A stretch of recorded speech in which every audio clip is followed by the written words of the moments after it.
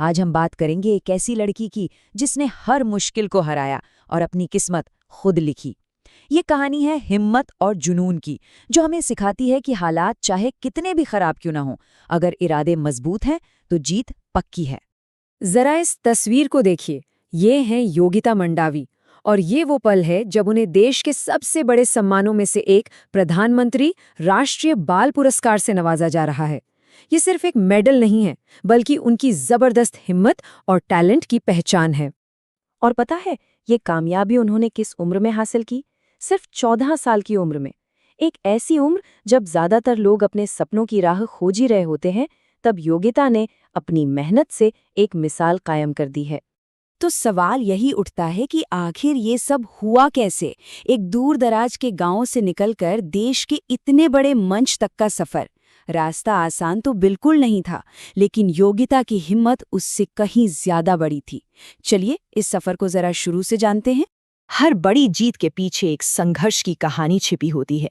तो योगिता की इस कामयाबी को समझने के लिए हमें थोड़ा पीछे चलना होगा, उनके मुश्किलों से भरे बचपन में। उनकी कहानी शुरू होती है छत्तीसगढ़ के माओवाद प्रभावित कोंडागांव जिले से। अब ये एक ऐसा इलाका है जहां हर दिन अपने आप में एक चुनौती है, और बचपन में ही योगिता को इन चुनौतियों से दो चार होना पड़ा। सोच कर देखिए, सिर्फ 4 साल की उम्र में पहले पिता का साया सिर से उठ गया, और फिर कुछ ही वक्त बाद माँ भी साथ छोड़ गईं। वो बिल्कुल अकेली रह गईं।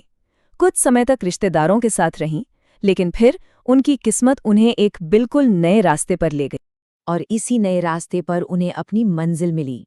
उनकी जिंदगी में एक ऐसा मोड़ आया जिसने सब कुछ बदल दिया, उन्हें एक नया मकसद दिया, एक नई पहचान दी, और वो था जूडो का रास्ता। ये बात है तब की जब वो सिर्फ 10 साल की थी। जिला प्रशासन ने उन्हें एक स्थानीय बाल गृह में दाखिला दिलाया, और बस वहीं उनकी मुलाकात हुई जूडो से। यही वो पल था जिसने उनकी जिंदगी की दिशा हमेशा हमेशा के लिए बदल दी। देखिए, यहाँ ये समझना बहुत जरूरी है कि योगिता के टैलेंट को बस एक मौके की तलाश थी, और वो मौका उन्हें मिला जिला प्रशासन और आईटीबीपी की उस पहल से, जिसका मकसद ही इलाके के बच्चों को एक सही दिशा देना था। इसी सहारे ने योगिता के सपनों को पंख दे दिए। और एक बार जब योगिता को ये मौका मिला ना, तो उन्होंने इसे अपनी मेहनत से सोने में बदल दिया। इसके बाद तो मेडल्स की जैसे बौछारी हो गई, जिसने सबको हैरान कर दिया। मतलब सोचिए, सिर्फ 1 साल की कड़ी ट्रेनिंग और नतीजा सीधा स्टेट लेवल पर मेडल। ये दिखाता है कि उनके अंदर कितना जबरदस्त जुनून और मेहनत करने का जज्बा था। और ये तो बस शुरुआत थी। इसके बाद तो योगिता ने पीछे मुड़कर ही नहीं देखा।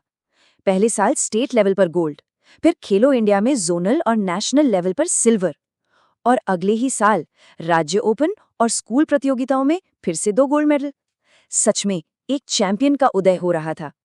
अब ये जो प्रधानमंत्री राष्ट्रीय बाल पुरस्कार है ना, ये कोई मामूली अवार्ड नहीं है। ये स्पोर्ट्स से लेकर आर्ट्स और सोशल सर्विस तक अलग अलग फील्ड्स में देश के सबसे टैलेंटेड बच्चों को दिया जाता है। तो योगिता का ये अवार्ड जीतना अपने आप में एक बहुत बड़ी बात है। लेकिन कहानी यहीं खत्म नहीं होती। अरे, राष्ट्रपति से पुरस्कार मिलना एक बहुत बड़ा पड़ाव है, पर यह मंजिल नहीं है। योगिता का सफर तो अभी जारी है।